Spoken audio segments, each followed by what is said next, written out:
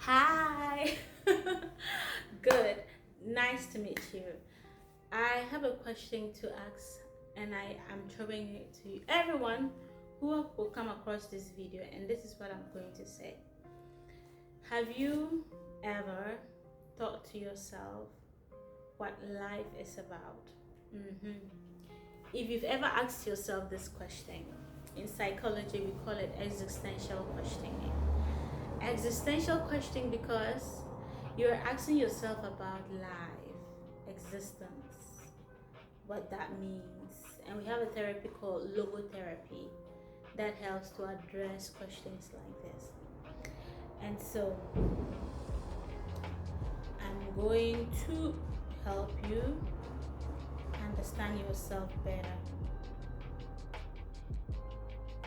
today. Okay?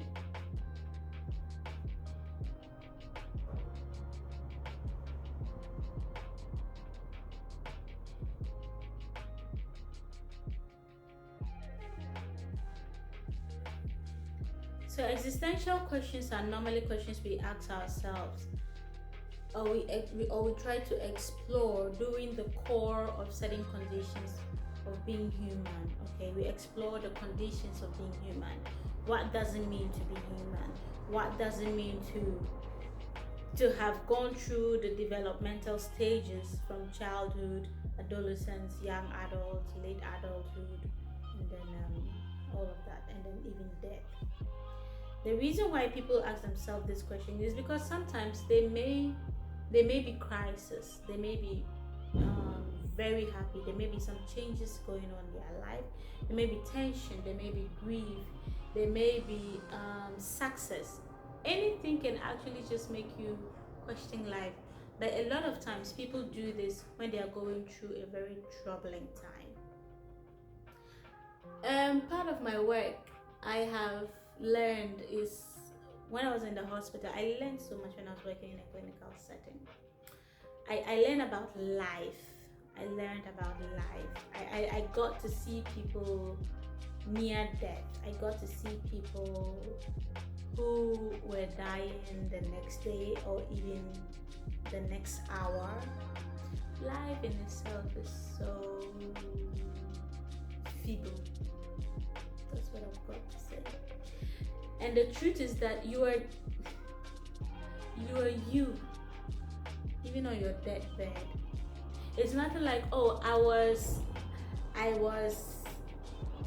Olivia, and now that I'm dying, I'm gonna be Ophelia. No, you will remain you, even on your day of death. And so your emotions are intensified, your experiences are more vivid, your life, your memories, everything, it's so clear to you. Why am I asking this question? I'm bringing up these conversations because first of all, you need to know who you are. Really, who are you? When they say Ophelia, who is Ophelia? Apart from what people say I am, who do I think I truly am? Number two, what gives my life meaning? These questions, what gives your life meaning? After you have identified who you are, what gives your life meaning? Number three, why do I suffer? Okay, there's a Buddhist um, theory that talks about the five noble truths. Go and read about it. The five, whether you're a Christian, a Muslim, pagan, whatever, get out of here and go and read the five noble truths. It will give you knowledge to why sometimes people suffer, and you may find a reason why you may be suffering, if only you are. What is my responsibility in this situation? Anything you're going through in life, whether at work, at home, business, projects, marriage, relationships, childbirth, anything, what role do you play? What's your responsibility in this particular role you play? Because you see, there's what we call the social role theory or the role theory. You are who you are based on the task or the responsibility placed in you. Parents are different from single women, or married women are different from single women. A doctor is a different person from an engineer. So whatever role you play in society says so much about you. And then what does freedom require of me? To be able to have freedom, to be able to have not just freedom but autonomy. That's the word, autonomy. What does it require of you to get to that point? Does freedom mean financial freedom? Financial stability? Does freedom mean being married? Does freedom mean having a child? Does freedom mean traveling abroad? Does freedom mean going back to the village? Man, a lot of questions you got to do. And then another question is, how do I live authentically? Authenticity, being yourself, no pretense, no performative, just being you. You know this, I really, life is good. I really had a lot to do with myself in order to be authentic to myself and to the world.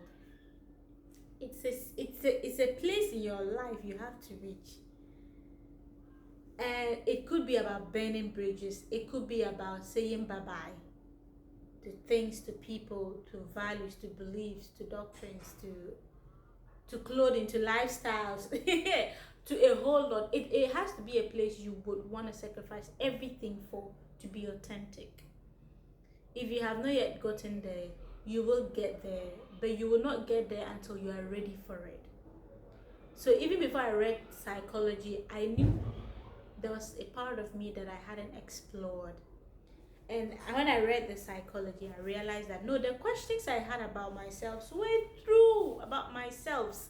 When I say myself, I mean my ego and my superego. They are very true and they are functioning.